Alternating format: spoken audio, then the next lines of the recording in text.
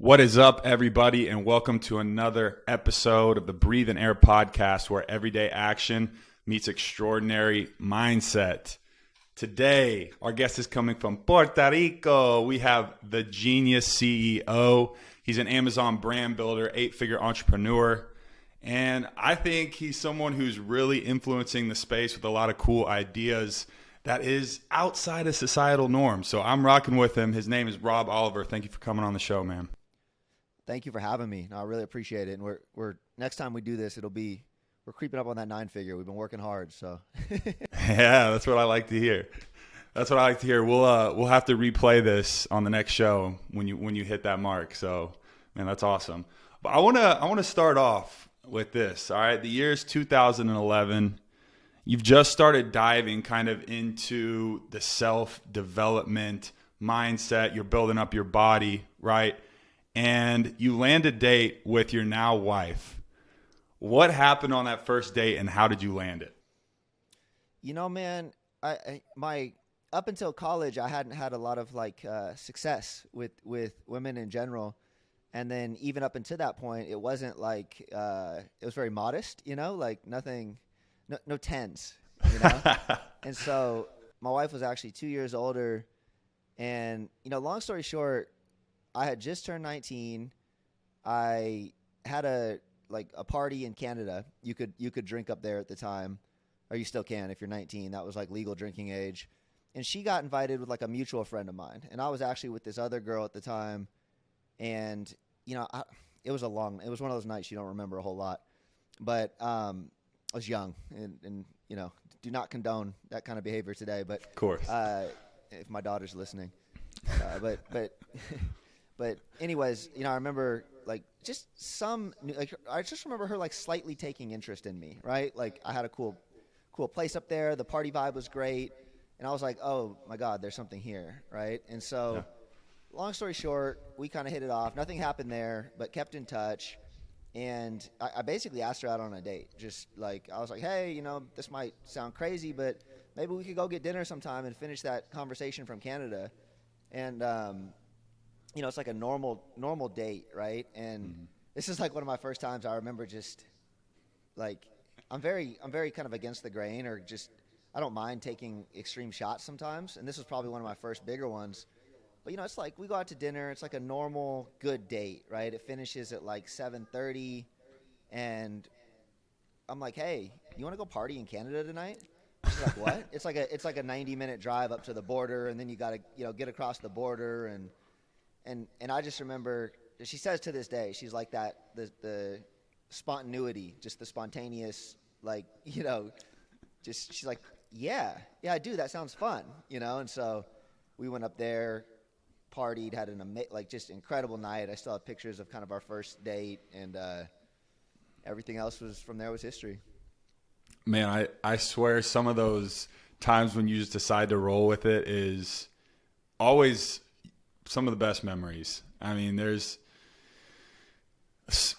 it's good to get behind your calendar, right? And I always think about this, the balance between having that spontaneity versus being very strategic and stringent on your calendar, and getting behind your calendar, I think is important, but you got to allow space for that creativity and that magic to happen in that spontaneity and in that moment, You have to.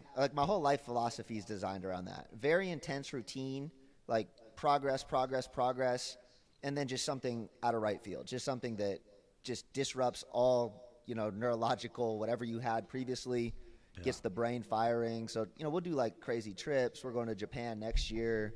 Nice. But yeah, that's how I think about it. Yeah, for sure. So how important has your partner been to your success so far? I sent out a tweet this morning on that, and I said that the same idea. I said the biggest life hack any young entrepreneur can have is a highly intelligent, wife.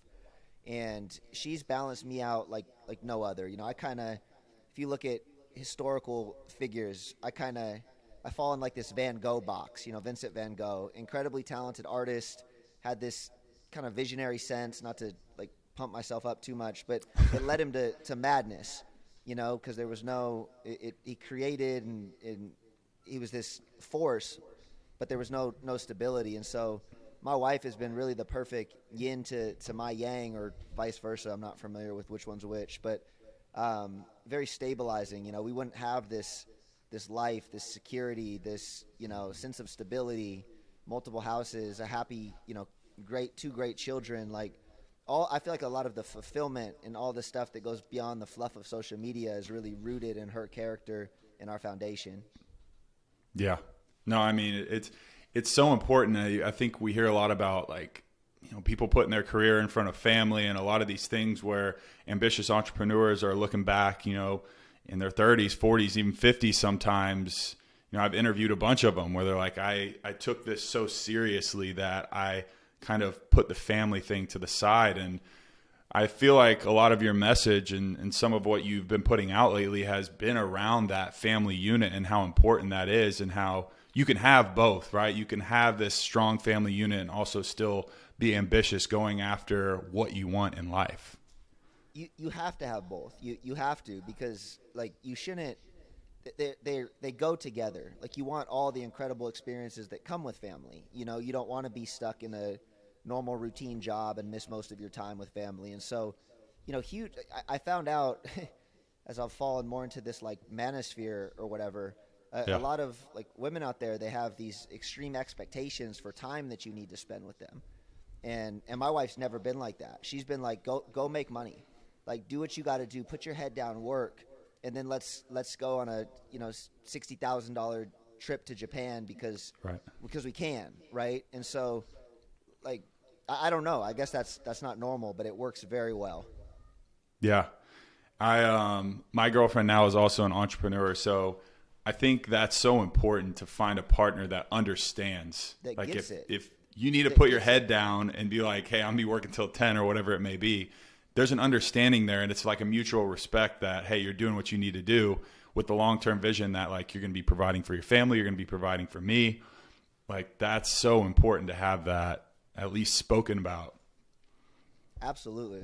I don't understand, honestly, how women can have any other expectation, to be honest. Like, I don't get it. It's funny because I feel like our perspective is in the minority, though. Right. And you would think it should be the other way.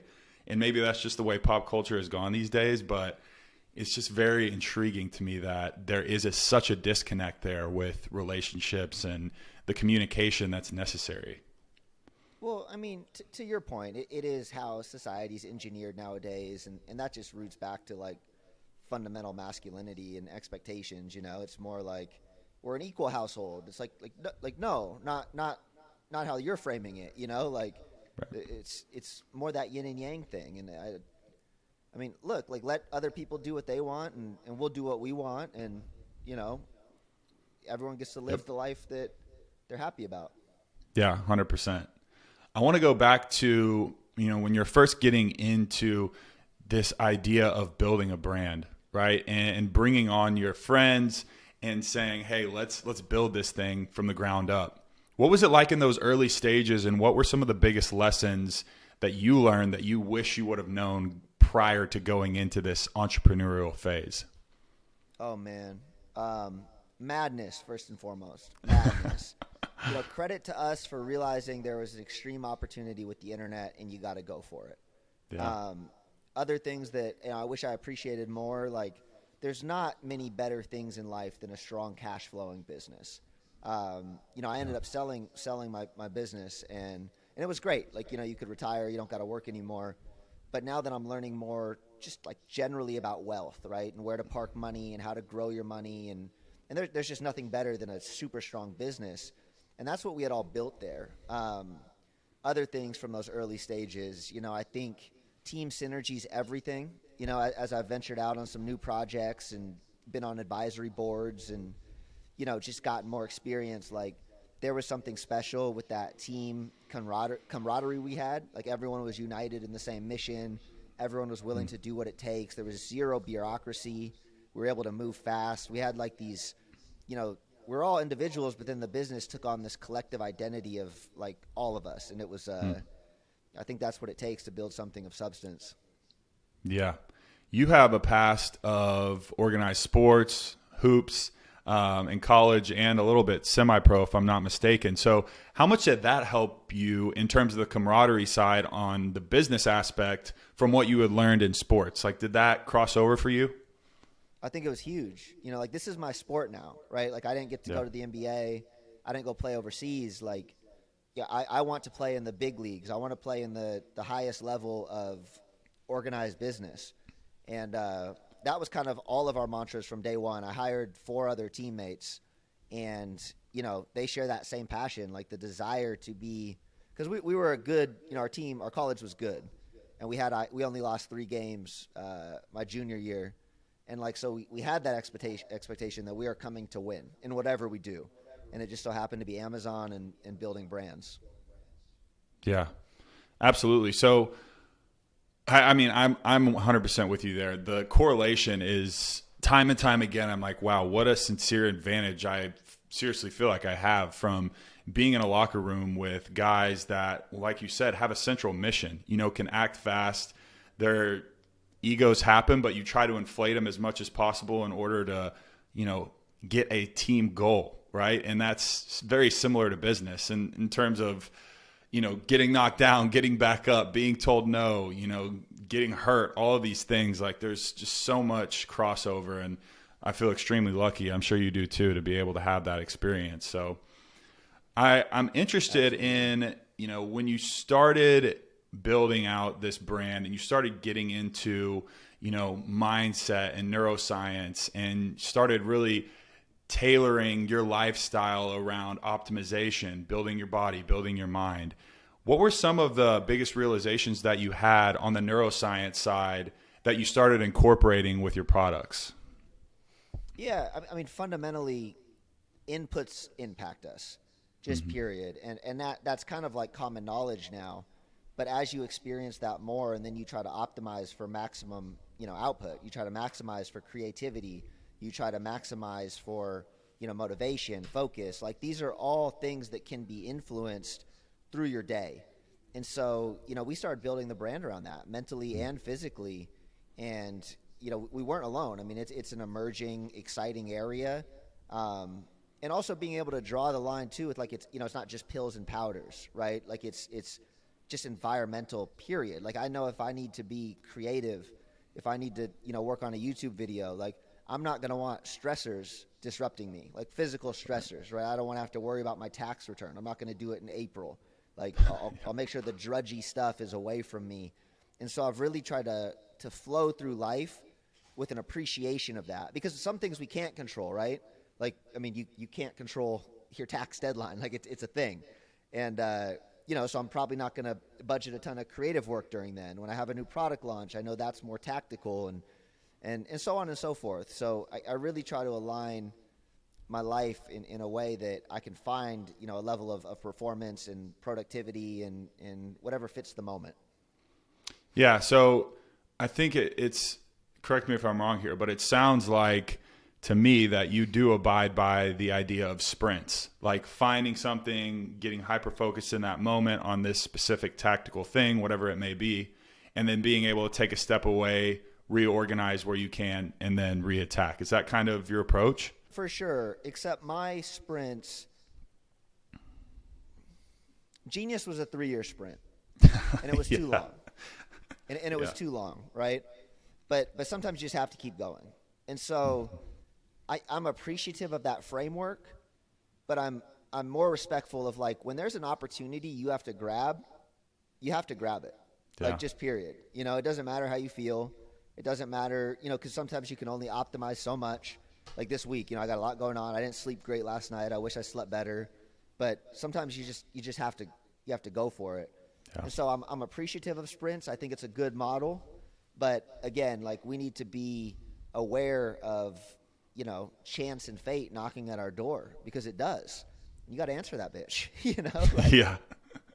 Yeah. Amor fati. I love that saying, like the love of fate. Like, this is, there's stuff that happens, man. You just got to take the bull by the horns. That's right. That's absolutely right. It's always there. And I think we need to be more cognizant of that. Like, maybe we're not ready for a sprint, right? But maybe that sprint comes knocking, and it can change your life. And so I don't think enough people are aware of that. Just that's a thing. Yeah, no, absolutely. You've obviously built an incredibly successful brand with, a 8-figure exit. But it definitely came with its lumps, right? And one of them was actually on your wedding night, which, first off, why Ireland for the wedding? It's just super random. We hadn't gone anywhere. We had no interest in going anywhere. Our parents said, please do a wedding. I'm just like, no, I got to work. They're like, please do a wedding. And so her dad had a golf trip planned in Ireland. Yeah. And he's like, well, I can extend it a week if you guys want to. So that's how it came to be. It was beautiful. It was cool. Yeah, it looked amazing. On that night, the highest of high, and you've created this amazing business, and then something happens where your product basically gets cut in half. What happened there? Yeah. So Amazon, they ran this crazy bot script where basically it wasn't just us. It was probably 75% of nutraceuticals. They wiped all of the reviews. 0 reviews. Like 0 reviews. And if you have no reviews on Amazon, you do not sell very well. Yeah. And so like 60% of our product catalog was wiped. And I'm sitting there. It's different time zone. My team's just getting up. I'm trying to go to bed. And they're just taking our reviews down. Like I remember Genius Pre, like it was yesterday. There's 2,000 reviews. And then 20 minutes later, there's 1,800.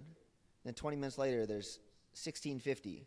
And it went on like that for like 12 hours until it was at 0. And then no one was allowed to review it. No new reviews either. So it was like this kiss of death. And they did it to half of our products. They wiped out some brands entirely. And it was this weird, trying to detect fake review algorithm. And they ran it way too broad. Some brands should have been caught up in that and probably didn't come back.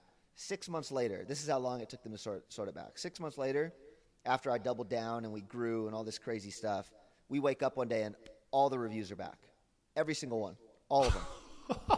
And so I went from like thinking Damn. I'm going out of business, right? Like anxiety attack in a little, in Ireland, trying to lay in bed. I remember I went out and bought CBD for the first time. I was like, I think this will help. It didn't really help. I'm like, what am I going to do about my friends? One of my guys just had a kid. He depends on this, right? Like, okay, we can hit payroll for 3 more months. What if they all go to 0? And it was just a wild time. And, by the grace of God, we decided to double down, and because we're seeing competitors go down, right? And so we're like, okay, that category just opened up. Let's go for it. Sleep aid. Okay, the top sleep just left the building. We're going to go into sleep. And that was probably our strongest moment. We went from like 20 million down to 10 million, back up to 20 million, then like 30 million when all the reviews came back. So it was a wild, wild time. I feel like what you just described there literally separates the men from the boys when it comes to business, and even is relevant for this time that we're in right now, where you have, economic downturn. And for anyone that's run a business or gets into running a business, like those kind of situations inevitably happen. I feel like everyone who has had ultra success has a story similar to what you just told us. So what is that little differentiator in terms of being able to double down and take risks when everything else looks so bland that makes the biggest difference in the end? I think you got to zoom out and be a real sicko. And like I don't have any other words for it. Seriously, you have to at the time, I was a scared little kid. Yeah. And something in me flipped, and I said, you got to stand in the pocket, you're going to take your punches, and you're going to throw back. Period. You have no other choice in this world. And so now, that's grown me to the point that now I seek that out. Like now I want that event that is going to because there's no growth without that, right? I don't have this story without that. I don't have the playbook I had to implement to overcome that without having gone through that. Like there's no book that prepares you for real life haymaker, right? Like ask Mark Zuckerberg. Tim Cook just gave him the hard overhand right with the with the iOS update. That's just business. That's how it goes. Right. And so I'd say the earlier in your life that you can accept that if you're going to venture into this game, A, it's going to happen, and B, you're going to have a choice how to respond, and just go from there. Yeah, absolutely. I mean, you mentioned Zuckerberg. You have Facebook. Obviously, you've utilized Amazon to the best extent that it can possibly be used. Instead of consuming, you've created on it, right? And used the platform for the power that it is. Similar to most of these social medias, when I think about it, really, are you using it as something that's a distraction, or are you using it to your advantage and a tool that it really is? So I want to talk about this concept that you have been on recently, around breaking the matrix, right? And breaking the mold. I actually love that saying, because I talk about break the mold all the time, right? Living above this societal norm and really changing your perspective on life. So you're in a position right now where you don't have to be helping other people, but you're actually creating FBA Millionaire Academy, which is teaching other people how to do what you've done to break out of this matrix. So why would you do that? Like, what's the point? What are you going for there? I love the game. I think entrepreneurship makes the world go round. I think creative destruction makes the world go round. And so how can I help influence just more entrepreneurship? And so, like, I like the startup thing. I'm more conscious about my time nowadays, so I don't want to be starting a million brands.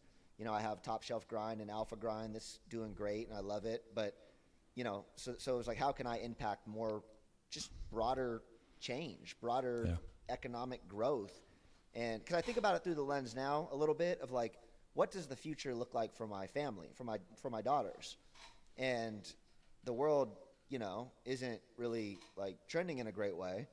And so I can be all upset about it, or I can just do what I can do, right? Like I can influence my own world. And for me, this was like a more of a maximum impact thing.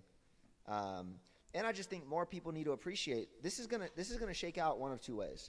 I have nothing bad to say about Amazon, Facebook, TikTok. Like, we know they're evil as shit. Airbnb, right. Like, whatever. But what they've done is they've granted a level of freedom. This sharing economy, this economic production, all of these means, these systems, like, these are tools. And you can get with it, or you can not. And in 10 years, you won't have a job, and you'll be getting your universal basic income. And it'll look like Soma from Brave New World, because we'll have robotics and we'll have artificial intelligence. And you're going to be in the freedom class, or you're going to be in the, you know, not so good word class. I don't want to insult anybody, but like, it's one of two. And you see it happening now. And the group that's being separated from, they have all the excuses and they have all the reasons, and they have, you know, it's just indoctrinated hard. And I'm just, rather than complain about it, I'm going to do my part to try to accelerate the other group, the positive group. Yeah, no, absolutely. How important has mentorship been to you, and being in rooms around people that, you know, are in that freedom class and a step above? Like, how important has that been for your growth? Oh, dude, it's been everything. So Amazon, I largely got lucky, right? I had one mentor who helped me on the Amazon side, which I'm extremely grateful for. But then, having been so successful at this young age, you know, I've been invited into some circles that would just blow your mind. You know, like you get around that actual billionaire class, and it just, your mind just explodes. Like, from the financial possibilities to just how they think, and it's fundamentally changed my perspective on things. Yeah, I can imagine. What's one of the biggest things, at least, that stood out to you, where you're like, wow, this is a concept or a thought process that is so different, but makes a lot of sense to you now? You know, they have an incredible appreciation of money, in the sense of, they're like so disconnected from like income, and they're so, you know, curious about like, what are primo assets? Like, what are the best of the best assets? Like, I was with a gentleman yesterday, 4 generations, you know, in New York. His grandfather built, you know, one of the original Park Avenue towers. It's probably a $400 or $500 million building, right? It's still in the family. One of 4 properties on that still owned by families.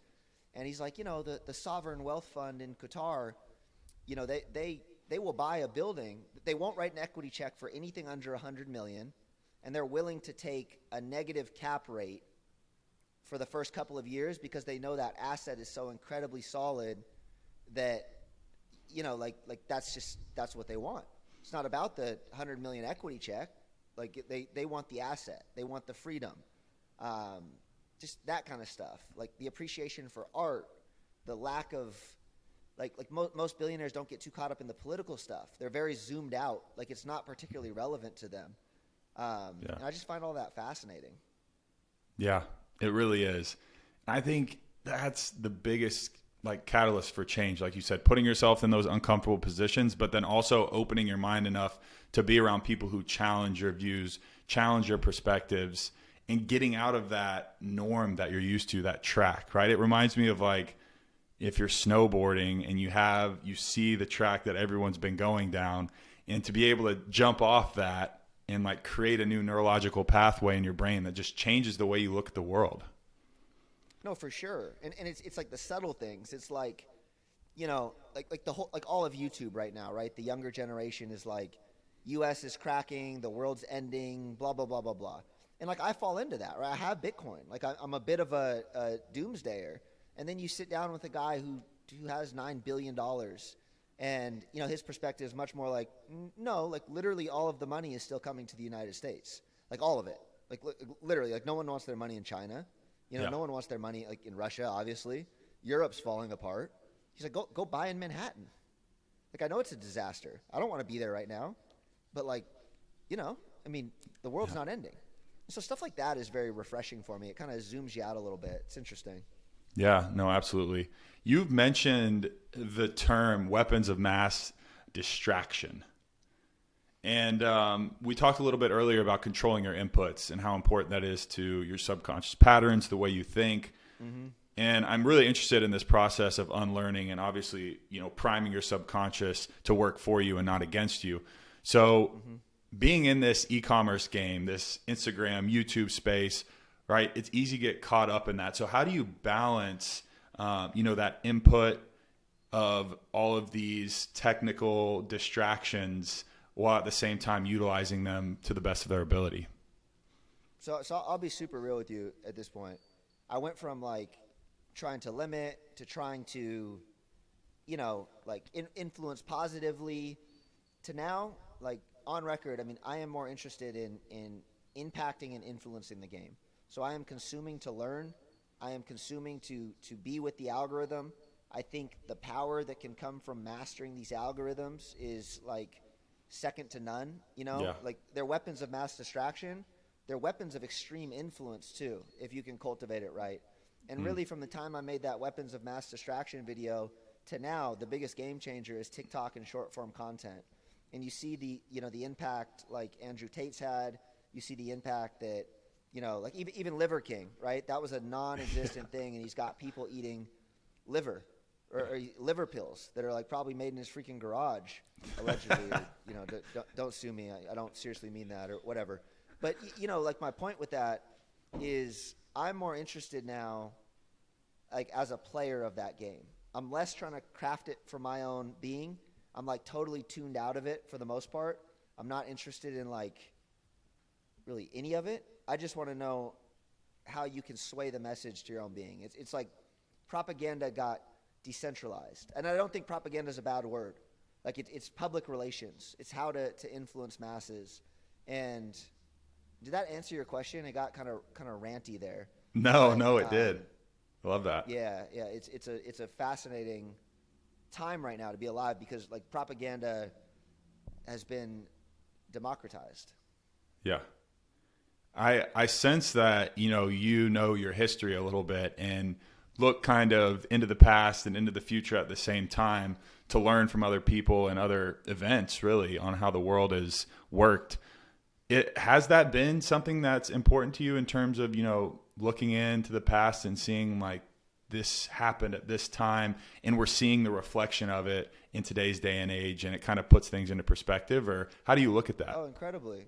I mean, I really do think we're at the, like, I know I just said that stuff about the U.S. being fine, but even if you zoom out, we're at the precipice of meaningful change. And it's happened plenty of times before in society, and it's always resulted in material power shift, not just like money, like fundamental shift in power, right? When the USSR collapsed, when, you know, World War II ended, like there's these events that have happened. The Great Depression, it led to World War II.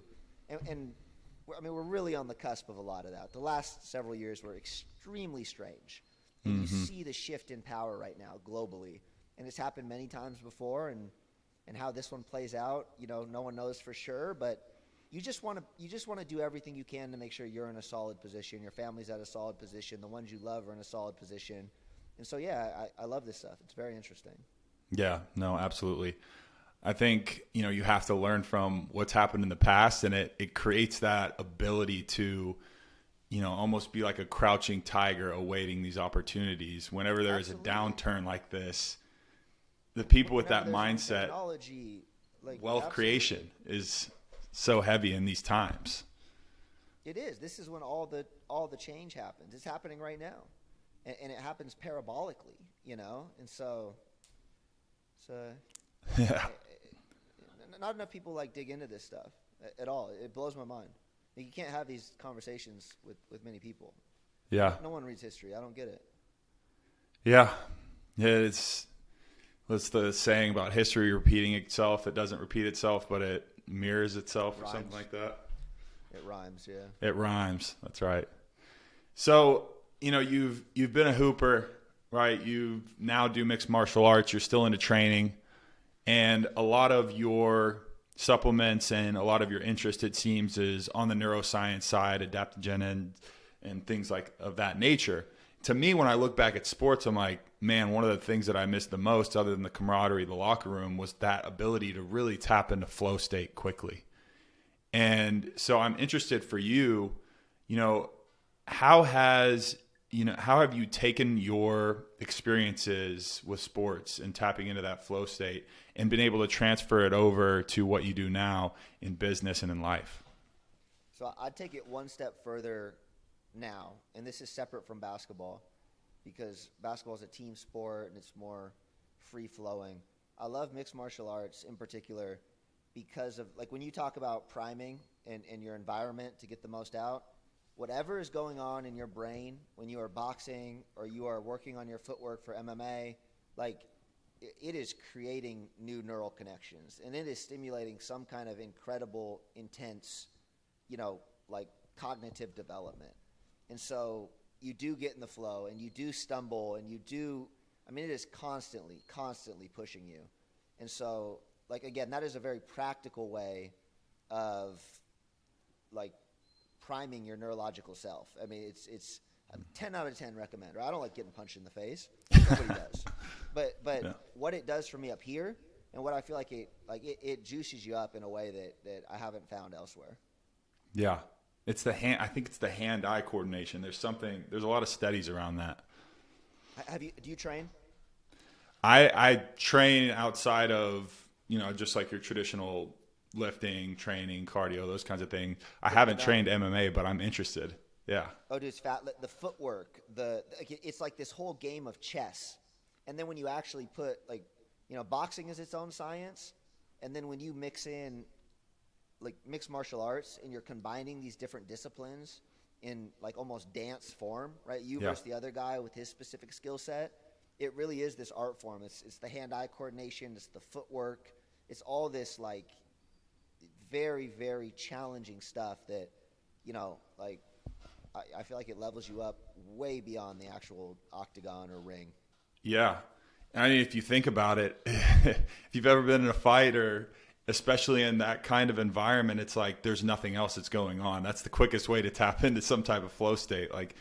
You're not going to be thinking about anything else when you're trying to really focus on footwork or someone else is trying to hit you in the face. Absolutely. So there was a big turning point in your life on your physical health as well that you just came out with, and I haven't ever heard you talk about it prior, but being diagnosed with melanoma, and that is obviously something where you turn around and look at your life and be like, wow, this is crazy, I would assume. And so what did that do for you mentally? What did that do for you now that you've overcome it? And how do you use that as a positive in your life? Now, first of all, anyone under 15, stay your ass out of fucking tanning beds, okay? Those things are the devil. Growing up, I did those things, and that's probably where it came from. Yeah. But to answer the question, it was in hindsight, it's going to be the most incredible blessing I've ever experienced. It took me I didn't talk about it forever because it took me like a solid year. I'm telling you, like, always touching my ear, always, because it's this thing where it can get into your body. You either get it on the skin and it's gone forever, or it can be in your body. And it fucked with my fundamental, like, I felt like I had a very, very sharp mind, like very iron, business-wise. I've been through a lot, because you can always bounce back. Right. And then this interfered with it, because you can't bounce back from death, right? If that spreads, and it's taken plenty of good people before, as tough as they come. And so I had to go through this mental model for a long time, and had to do some interesting things on the spiritual side, and some, just a lot, to get to the point where I was like, where I finally felt like I had this message of like from God. I mean, I have no problem saying that okay, this happened to you to reshape everything, and really ask yourself, like, what do you want in this world? Like, what do you want? Do you want to just sit and spend time with your family? Do you want to just, and like, it all kind of came full circle when I started to realize just how much we're actually capable of as humans. Like actually, and you can put your foot on the gas. And that's why I kind of push back on the sprint thing a little bit. Like, life can be a bit of a sprint if you're finding your peace, if you're finding your flow in the middle of all of it. Like, if you have your environment set up right, and you can, have the spa day with the wife, and you can get up early, and you can launch that podcast, and you can keep it razor focused, I don't think there's anything you can't do. And so it was like a hard shot on me that kind of froze me for a while, and then brought everything full circle in just this very like, look, man, you got one life, and you just, it's so cliche too, almost, right? But it was like this like sobering dose of like reality. Like, no, you can actually die, right? The other, there's amor fati and memento mori, that we're all gonna die. Like, that's the reminder. Every day we're gonna die. And so I had to come to peace with that. Like, and it could happen next week. And so I need to do the things I want to do, and get in motion. And I wouldn't trade it for the world at this point, man. Yeah. That's a hell of a perspective. You've mentioned, your connection with God and your, spiritual side in terms of, how you live your life and the way you look at life.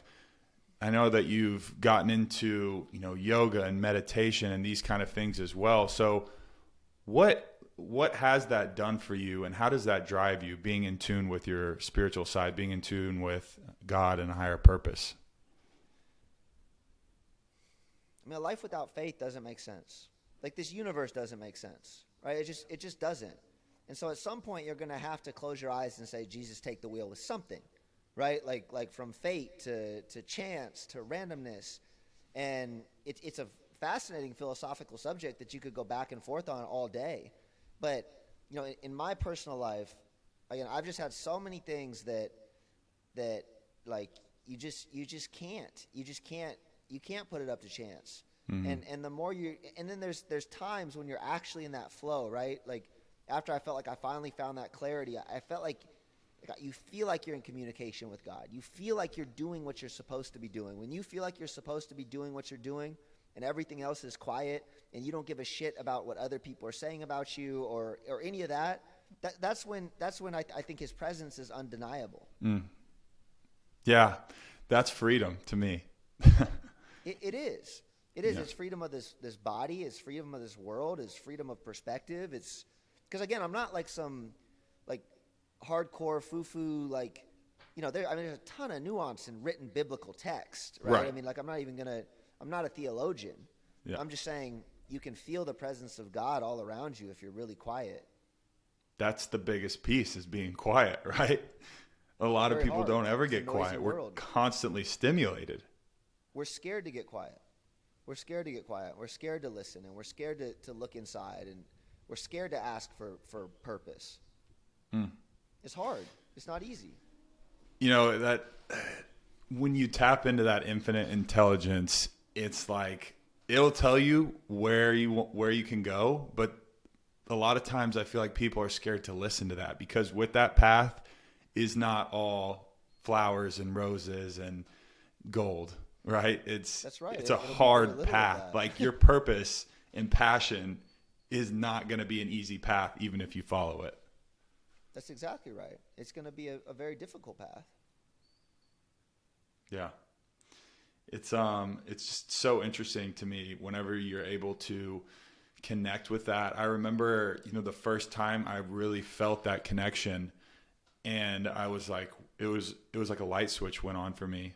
I grew up in a quote unquote Christian home, but for me, I had to find that own spiritual relationship on my own.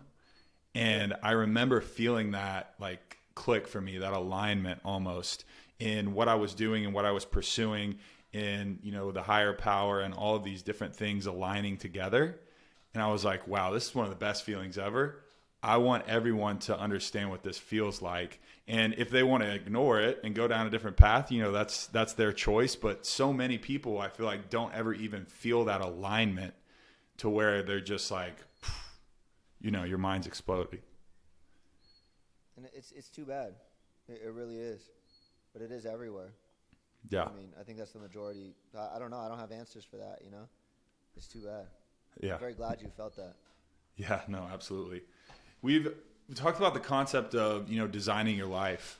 And to me, freedom, we just mentioned it, I think goes down into a few things, right? It's time, location, and financial freedom. And what you're doing with FBA Millionaire Academy is trying to help others get there. What can people expect? Like, if they're listening right now, they're like, wow, this is amazing. I really want to learn from Rob. Like, what would they get if they come into, this academy?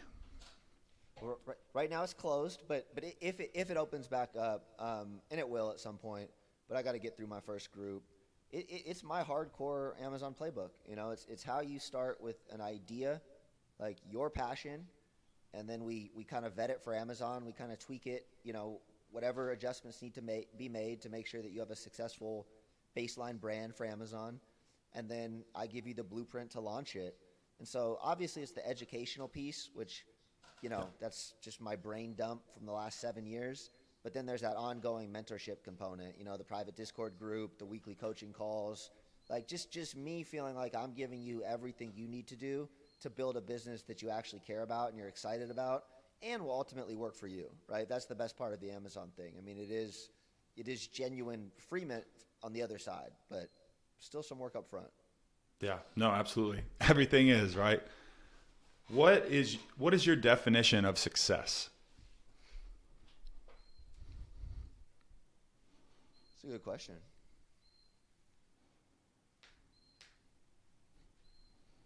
I don't know, man. I don't have a finish line anymore. I feel like I'm going to run it as high as I can, and there's no expectations to that. And as long as I'm like existing in a place where it's fun and challenging and growing, I can't put literary term on that. Like I can't. I don't think it's appropriate. Yeah, no, absolutely.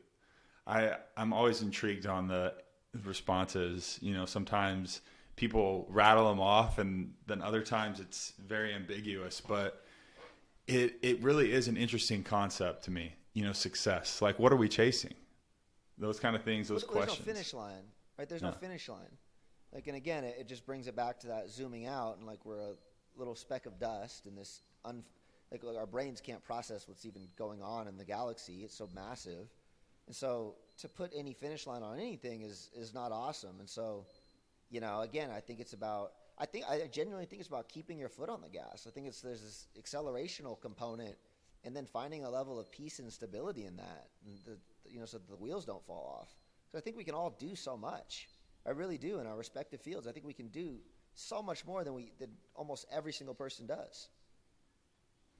Yeah. How does someone get over that self-limiting belief that they can't accomplish so much and start opening their mind to the capabilities that they really have hardwired inside of them? I've gone back and forth on this, and like words don't do a whole lot, I don't think. Like I know a lot of people that go to Tony Robbins seminars that don't really change.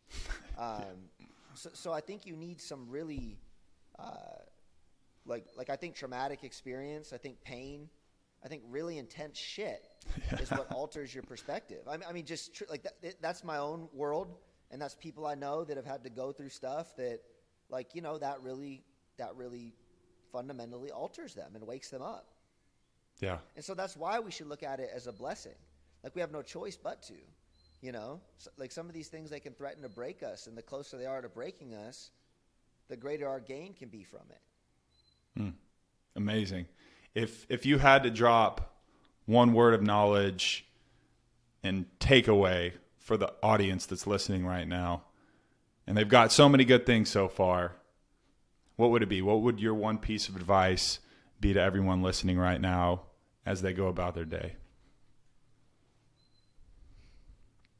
That's so tough. I mean, I just know if I could go back to my earlier years, it's not that hard to get a level of freedom when you have some income, like just period. It's not that if you have a job and you can, like if I was 22, if I was 21, I would have lived at home longer if that was an option. I would have bought a rental property. I would have made sure that I never had to go to like a job ever, and I would have taken extreme risk for that.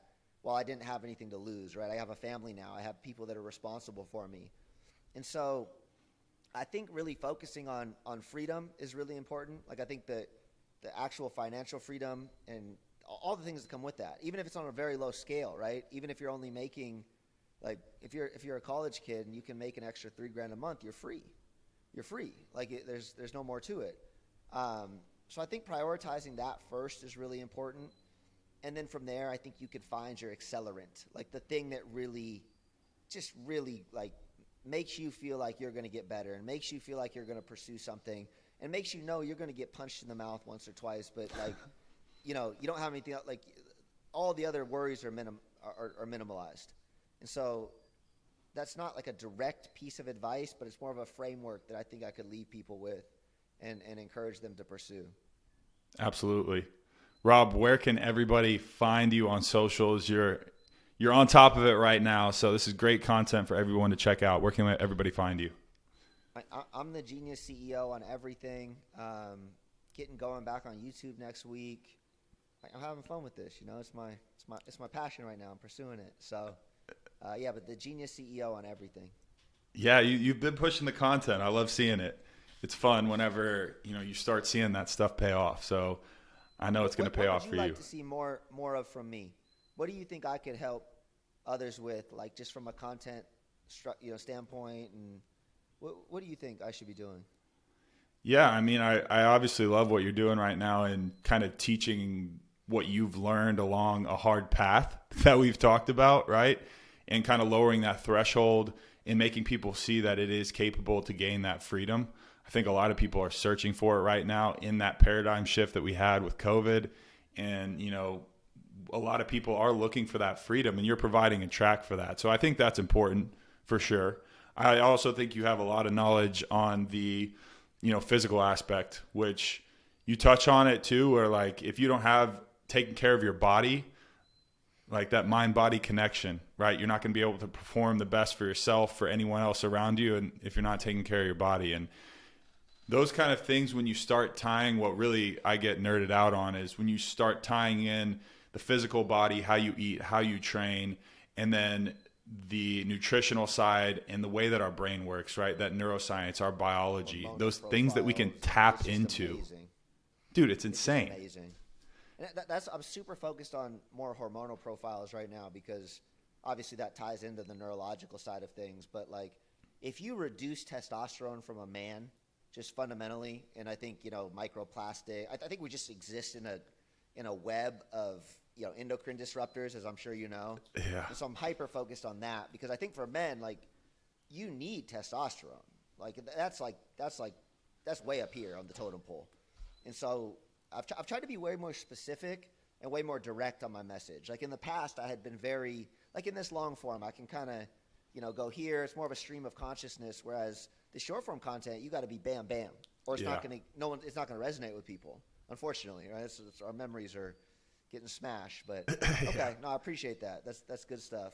Yeah, no, I agree with you too. And that's one thing that want to start being better at talking about too, is that masculinity piece, because I think one of the reasons why Tate got so hot is because so many people needed to hear that message. And it's like, masculinity, testosterone, deteriorating in front of our eyes. Yep. You know, like the numbers are insane when you look at testosterone decrease in the last couple decades even. And like you said, it is because of, the water we're drinking, the endocrine disruptors, the lack of movement, the lack of sunshine, our disconnect with nature, like all of these things. It's everything. Yeah, it's crazy. But no, man, it's been a hell of a time talking to you. I appreciate it. I know it was a little later in the day for you over in Puerto Rico, but man, it's been an absolute pleasure. I know anyone who listened to this got so much. And like we said, we're going to have to run it back when that figure goes up one more number.